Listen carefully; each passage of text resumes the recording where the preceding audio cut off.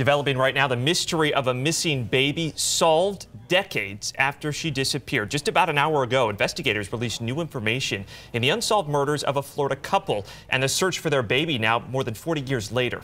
Dean and Tina Linn Clouse were killed shortly after moving to Texas in the early 1980s. Their child baby, Holly Marie, right here, vanished with no sign of her since.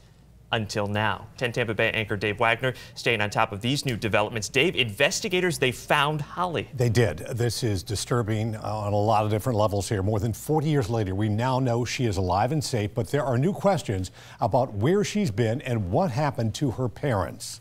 So here's what we know so far. 2 bodies were found in a rural part of Houston, Texas in 1981. Just last year, thanks to new DNA technology, they were identified as Dean and Tina Linn Clouse. The 2 were originally from Volusia County, Florida. Now, at the time, investigators could not locate their baby, Holly Marie. But they now know she was dropped off at a church in Arizona by 2 women who are part of a nomadic religious group. Around the time, investigators say the couple's family got a strange call. The families of Tina Linn Clouse and Harold Dean Clouse received a phone call from someone identifying herself as Sister Susan, who explained she was calling from Los Angeles, California, and wanted to return Tina and Dean's car to their family.